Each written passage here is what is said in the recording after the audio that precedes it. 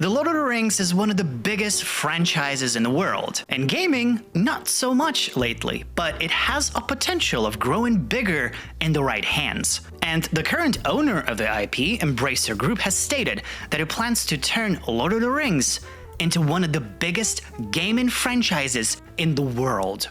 And wow, that sounds great on paper, but if they're gonna make another mobile Lord of the Rings game, I'm gonna scream.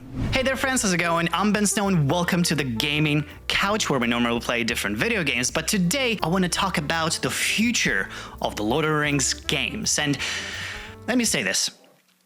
We need a proper Lord of the Rings game.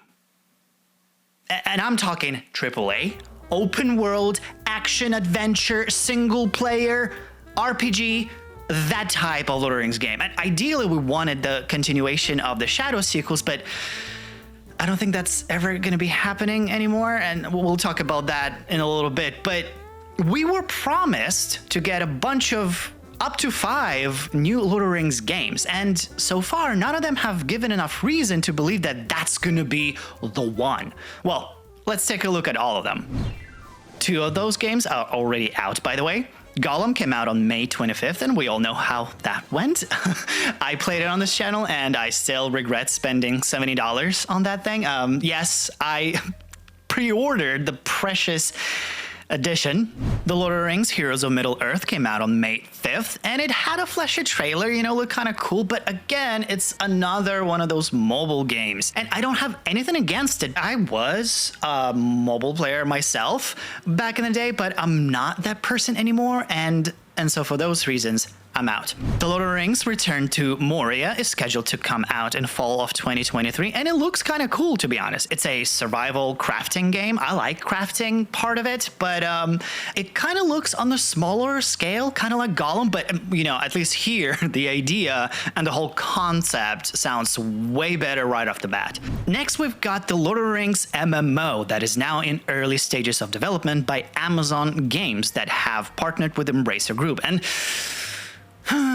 while it has the action, adventure, open world part of it, it still has the MMO part of it, which I know there's a big audience out there for MMOs, and I might be wrong here, but I feel like it's still not for the majority of gamers who are willing for a big Lord of the Rings game. And then we come to this unannounced Lord of the Rings game coming from Take-Two Interactive's private division, publisher behind The Outer Worlds, who partnered with Weta Workshop. It's the company who made all the props and did the special effects in the movies. The game will focus on a new story set in Middle-earth. In a press release, Emmy Wolkin, the head of Interactive at Weta Workshop, said, "It's a privilege to create a game set in Middle-earth, especially one that's so different from what fans have played previously. As fans ourselves, we're excited for the gamers to explore Middle-earth in a way they never have before and introduce new fans to the magic of Lord of the Rings." And it kind of sounds like a VR game to me.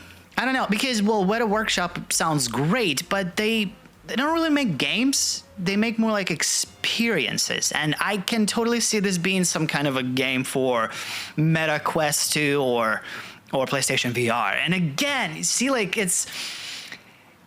they're not hitting the bullseye. Like, all of these developers, they're aiming for the general target that is the Lord of the Rings game, and they're hitting the target, but they're hitting the outer ring. They're missing the bullseye.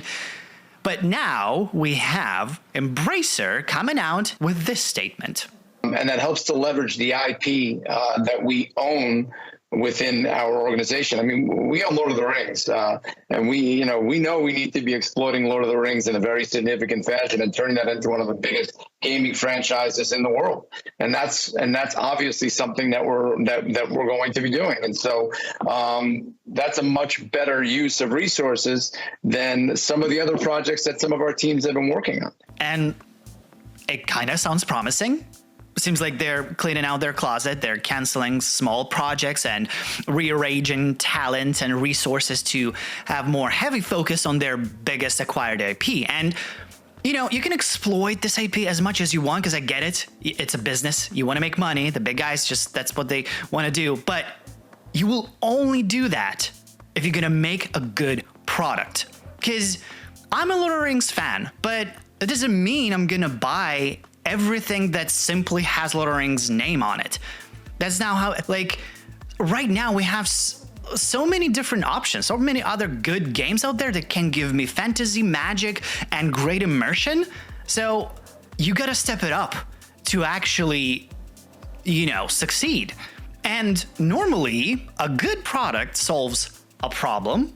And, there is a problem. We don't have a AAA big open world adventure RPG set in the Middle Earth. And I mean, again, we ideally want the Shadow of War sequel, but, Monolith has been working on Wonder Woman, and WB doesn't have the same rights for the IP anymore. So, in gaming at least. So we can only hope for a brand new title. And I mean, I'll be honest with you guys. I'm worried. The future of Lord of the Rings games is unclear. It's a dark, long journey.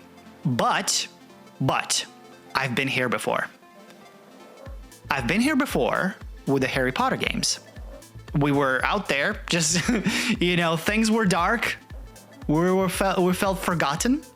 And then all of a sudden, a developer comes with a team of just passionate fans of the lore who created a masterpiece. They did their best, and they released a great product that everyone, it had great success.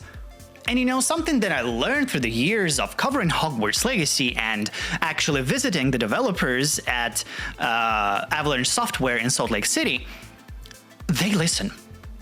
The developers, they watch all the videos, they read all the comments, they make sure they are on the same page with the community, with the consumer, because you got to make sure that that there is a demand for the product you're trying to sell. So I hope the next developer, Embracer, will do that. Will focus on the community, and that's where you guys come in. You have to voice what do you want. How do you see the next big Lord of the Rings game? What ideas do you have?